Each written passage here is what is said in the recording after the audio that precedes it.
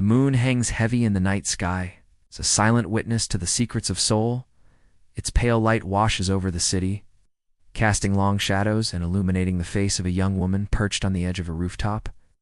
This is Hae-Won, her dark eyes reflecting the celestial glow as she clutches a worn leather notebook to her chest.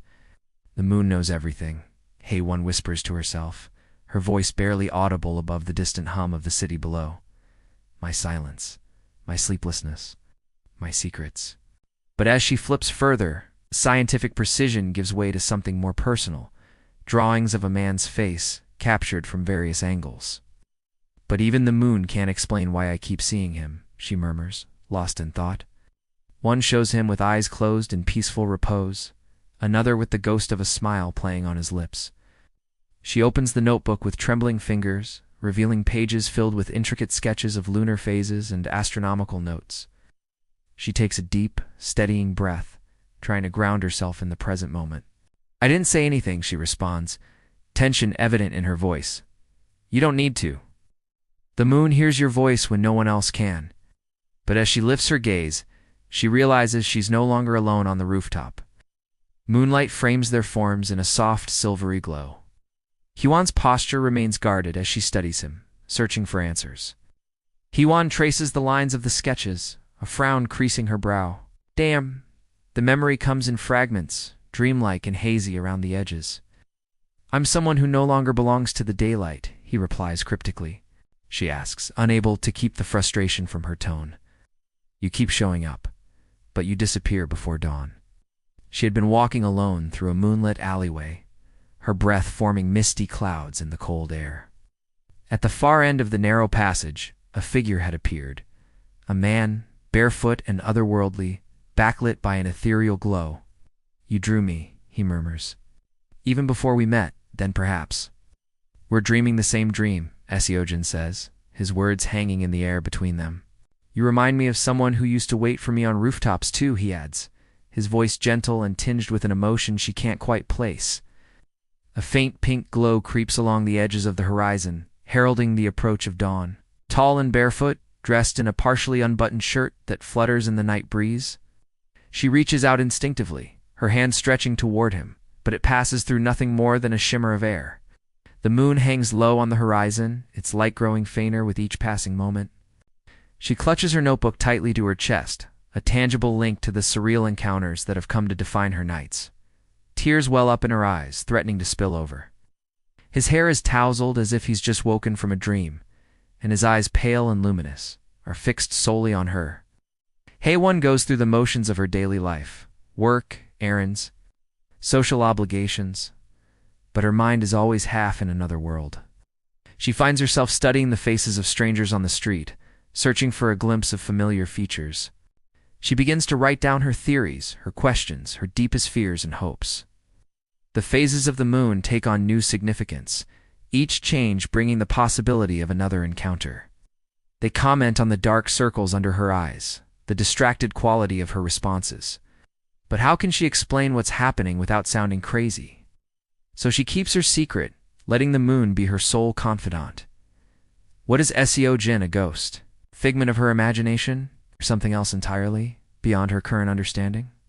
Every rooftop becomes a potential meeting place. Every shadow a possible hiding spot for her ethereal companion. But I'll carry the memory of you with me, just as you've carried mine.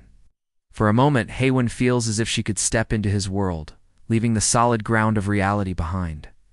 This time, Hae-Won doesn't try to hold on. She opens her notebook, flipping through the pages filled with memories of her impossible romance.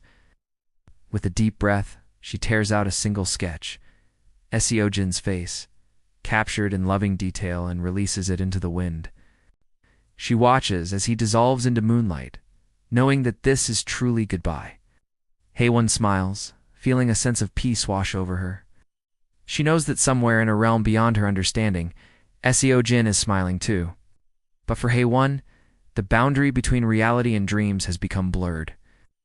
Other times, she sits alone under the watchful eye of the moon, sketching his face from memory and pondering the nature of their connection. She knows that as long as the moon continues its vigil, her mysterious nighttime visitor will return, leaving an indelible mark on two souls touched by moonlight.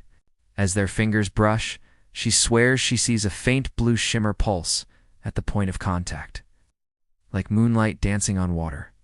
She tucks the precious notebook under her pillow, a secret treasure filled with sketches and memories that defy explanation. The air is crisp, carrying the scent of fallen leaves and wood smoke. He turns to her, his eyes reflecting the starlight above. "Where will you go?" she asks, finally voicing the question that has haunted her for so long. As she drifts off to sleep, her dreams are filled with pale eyes and whispered words. The moon, a constant presence watching over her slumber. The sensation is unlike anything she's ever felt before. Her mind drifts back to that fateful night, weeks ago, when she first encountered the mysterious stranger. His whispered words still echo in her mind. "You look like her." Their eyes had met across the distance, and for a moment the world around them had blurred into insignificance. Startled by the intensity of the recollection, Hae-Won snaps the notebook shut. A figure stands near the water tank, his silhouette achingly familiar. "You called me again?" he says softly, his voice carrying easily across the quiet rooftop. Hae-Won rises slowly to her feet, her grip on the notebook tightening. The man Lee Seojin, as she's come to know him, offers a slight smile. They stand facing each other, 10 feet of charged silence stretching between them. "Who are you?" Lee Seojin tilts his head slightly, as if listening to music only he can hear. He takes a slow step forward, and Hae-Won notices how oddly quiet the sound of his bare foot against the concrete is. Hae-Won's grip on the notebook tightens further, causing one page to peek out. A sketch of Seojin's face and profile, the moon a perfect halo behind him. Seojin reaches out a hand, his long, pale fingers looking almost translucent in the moonlight. "May I?" he asks softly. After a moment's hesitation, Hae-Won slowly offers him the notebook. His touch was not warm, not cold, just unreal, she thinks to herself, struggling to put the experience into words. Seojin opens the notebook to the drawing of himself, his expression a mixture of surprise and tenderness. "I thought I dreamed you, Hae," one whispers in response, her voice barely audible. He lowers the notebook slowly, meeting her gaze with an intensity that makes her breath catch. As they stand there, lost in the moment, the sky begins to lighten almost imperceptibly. Seojin's expression turns wistful. "It's almost morning," he says softly, a note of sadness in his voice. Before Hae-Won's eyes, he begins to fade, not vanishing suddenly but slowly dissolving into the growing light, as if becoming one with the sky itself. "He always leaves before I can ask the question that matters most," Hae-Won thinks, her heart aching with unspoken words and unanswered questions. As the last traces of Seojin disappear, Hae-Won finds herself alone once more on the rooftop. "But if the moon keeps watching, I'll keep waiting," she vows silently, her gaze fixed on the spot where Seojin had stood. The city below begins to stir, the first hints of the coming day breaking through the spell of the night. With one last look at the fading stars, Hae-Won turns and makes her way back to her apartment. Days pass, each one a countdown to the night when she might see Seojin again. At night, she returns to her vigil on the rooftop. Sometimes Seojin appears, their conversations brief but laden with unspoken meaning. As weeks turn to months, Hae-Won's notebook fills with more than just drawings. She researches lunar folklore and mythology, wondering if there might be some ancient explanation for the man who seems to exist between worlds. Friends and family begin to notice the change in Hae-Won.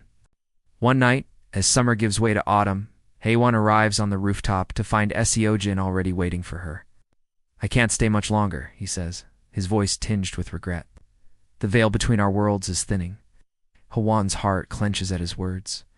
Seojin smiles sadly. "To a place where the moon always shines and time has no meaning." He reaches out, his fingertips barely brushing her cheek. That familiar blue shimmer appears, stronger now, enveloping them both in its glow. But the moment passes, and Seojin begins to fade once more.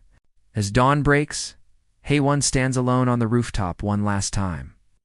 The paper dances on the breeze, catching the first rays of sunlight before disappearing from view. The moon may no longer watch over their meetings, but it will forever hold the secret of their story, a tale of love that transcended the boundaries between dreams and reality.